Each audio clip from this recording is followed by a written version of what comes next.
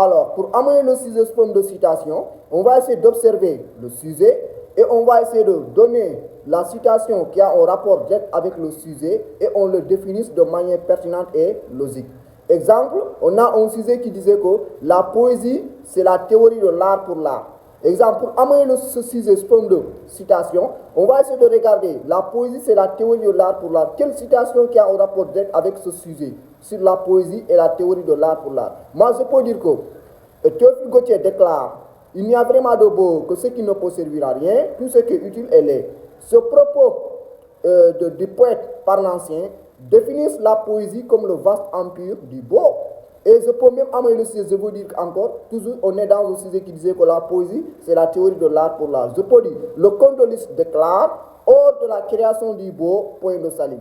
Je dis, ce propos du chef de file du mouvement parnassien définissent la poésie comme le vaste empire du beau, ou bien définissent la poésie comme la création artistique. C'est ça qu'on appelle, pour amener le sujet sous forme de citation, on regarde le sujet. On va essayer de chercher les citations qui ont un rapport direct avec le sujet et on le définit de manière pertinente et logique. C'est ça qu'on appelle amener le sujet sous forme de citation. Maintenant, si nous terminons là-bas, on va essayer de voir poser le sujet.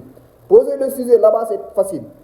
On va essayer de regarder le sujet d'abord et on l'écrit tel qu'elle est. On regarde le sujet et on l'écrit tel qu'elle est. C'est-à-dire, on regarde le sujet, ça commence toujours par c'est dans ce contexte, c'est dans cette dynamique, c'est dans cette perspective d'idée, c'est dans cette logique et c'est dans cette optique. Deux points, on écrit le sujet tel qu'elle est, on met ça entre guillemets. C'est ça qu'on appelle poser le sujet.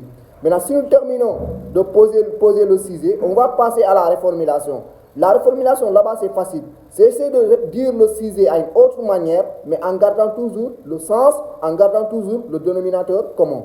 Pour reformuler le sujet, c'est essayer de dire le sujet à une autre manière, de répéter le sujet à une autre manière, mais en gardant toujours le sens. C'est le sens qui est important, en gardant toujours le sens, et d'autres disent encore, en gardant toujours le dénominateur commun. Exemple, Paul Éluard disait, la poésie doit servir.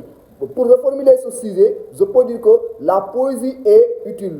La poésie est utile, c'est la même chose que la poésie doit servir. Ou bien je peux dire que toujours on est la poésie doit servir de ce sujet de Paul Éluard. Pour reformuler, je peux dire que la poésie est prête à répondre les préoccupations sociales. Tout ça veut dire que la poésie est utile, la poésie est importante, la poésie vise par l'utilité.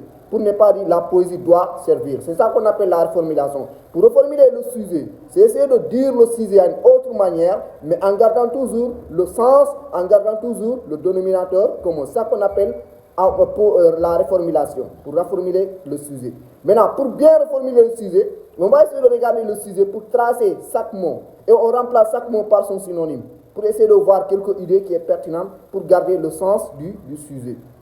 Maintenant, si nous terminons sur la reformulation, on va passer à la problématique.